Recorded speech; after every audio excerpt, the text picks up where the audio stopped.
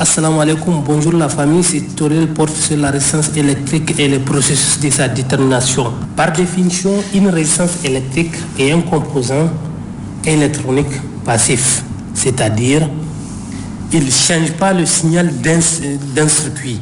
Quand on le met dans un circuit, il ne change pas le signal et il est bidirectionnel.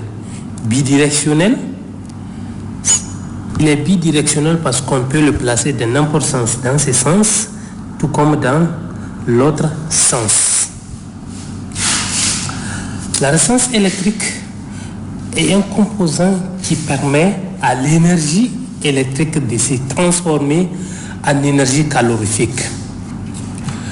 En électricité, le terme résistance désigne l'aptitude d'un matériau à s'opposer au passage d'un courant électrique sous une tension donnée. Une résistance a pour rôle de résister au passage du courant électrique. Plus une résistance possède une valeur élevée et plus celle-ci résiste à la circulation du courant, ce qui lui permet de jouer le rôle de la protectrice dans un circuit électrique. Elle protège les composants contre le courant dans un circuit électrique. Dans un circuit électrique ou électronique, on ajoute une résistance dans le but de diminuer l'intensité du courant dans le circuit.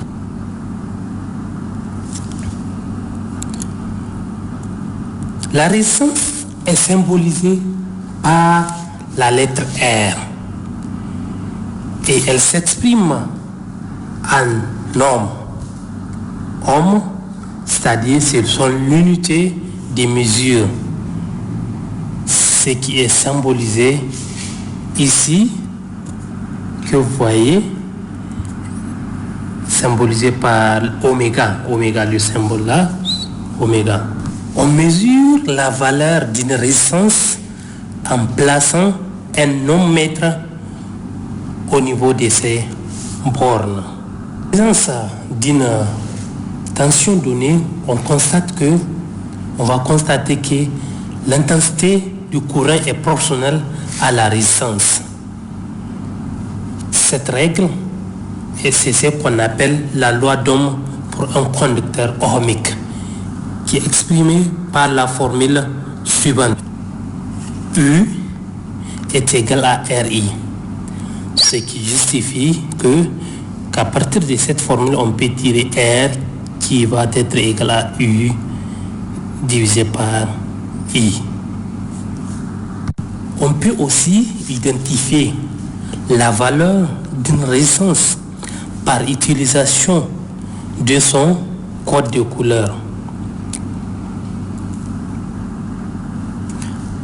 Le code de couleur est là. Voilà, ici on a un code de couleur. Là, il y a une résistance qui est représentée avec 6 couleurs. Les premières couleurs représentent, par exemple, pour cette résistance qui est représentée à côté du code de couleur, on voit que la résistance a 6 couleurs.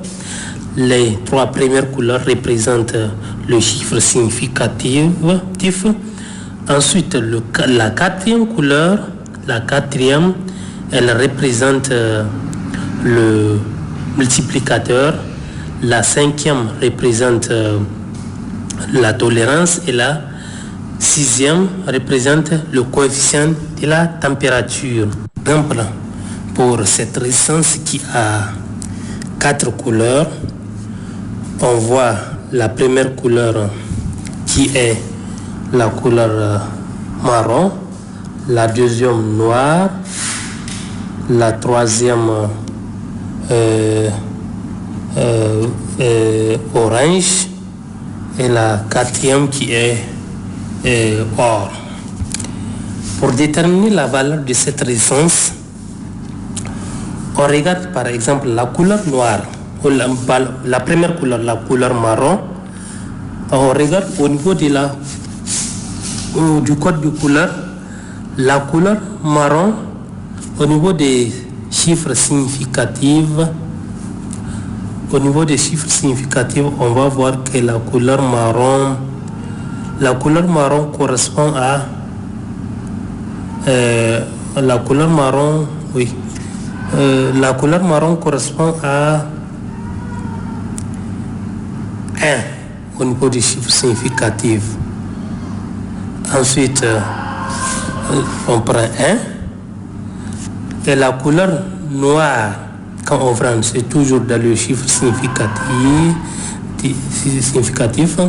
La couleur noire correspond à 0. On prend 0. Ça fait, on a 10. Ensuite, la couleur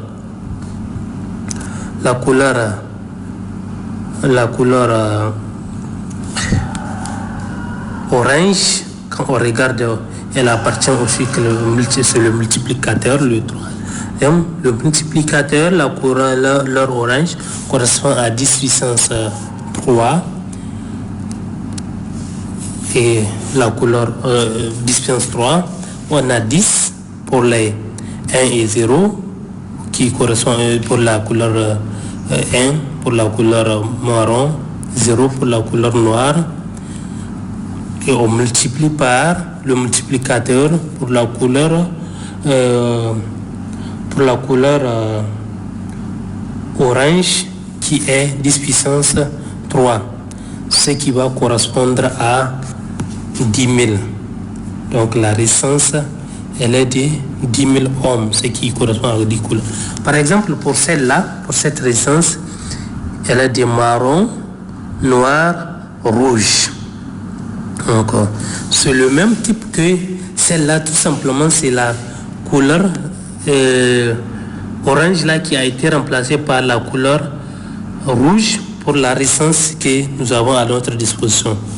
Pour déterminer la valeur de cette résistance, on regarde, par exemple, identique, on a dit que c'est la différence au niveau du orange, pour l'autre, nous avons rouge. Donc, quand on prend marron, identique pour l'autre, ça fait 1, ça fait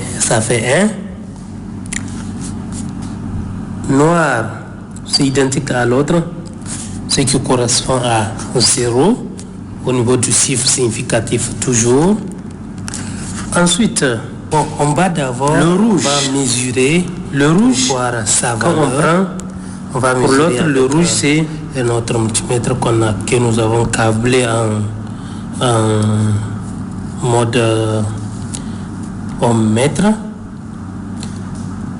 Voilà, nous avons dit que pour mesurer une résistance avec un ohmmètre, on place l'appareil, on place les fils de l'appareil à l'extrémité de la résistance.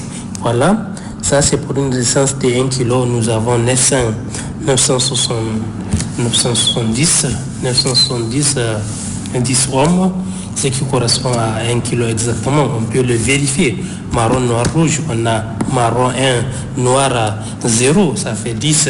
Le multiplicateur, le rouge, on a 10 puissance 2. On multiplie le 10 fois 10 puissance 2, on a exactement 1 kg. 1000 ohms, ce qui correspond à 1 kg ohm. Ensuite, dans un circuit électrique, attention constante, si une résistance est faible, le courant I est élevé. Et si la résistance est élevée, le courant devient faible. Dans un conducteur, la résistance est proportionnelle à la longueur du conducteur, c'est-à-dire dans un fil. Quand on prend les fils qu'on utilise pour faire le câblage ou bien dans la maison, la résistance est proportionnelle à la longueur de ces fils-là.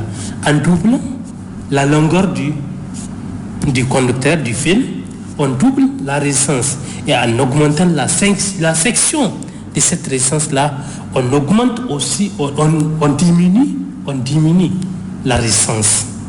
Pour calculer la résistance dans un conducteur, On utilise la longueur, sa longueur qui est symbolisée par L et la section S.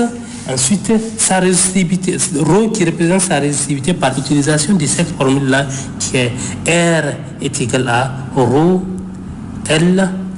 fois L sur S. Ρ, ça représente la résistivité du matériau. Ça varie, ρ varie selon le matériau utilisé pour de la fabrication du fil ou bien du conducteur. Par exemple, pour le cas de l'aluminium, on a ρ égal à 30. Pour le cas de l'argent, pour le cas d'argent, on a l'euro qui est égal à 16. Ensuite, pour le cas de or, on a ρ qui est égal à 22. L représente la longueur du conducteur et S représente la section. Ainsi, cette formule est utilisée dans les cas où on veut concevoir une installation de système solaire photovoltaïque ou bien dans la maison. Si on veut faire une bonne installation, normalement, on doit déterminer à chaque section quel type de fil qu'on doit utiliser. Nous aurons à vous expliquer le processus pour faire une bonne installation solaire photovoltaïque dans les jours à venir, s'il plaît à Dieu. Merci chers amis, nous sommes au terme de cette vidéo. Souscrivez-vous pour plus de vidéos et pour nous encourager davantage dans notre travail. Voilà, abonnez-vous sur notre chaîne pour plus de vidéos.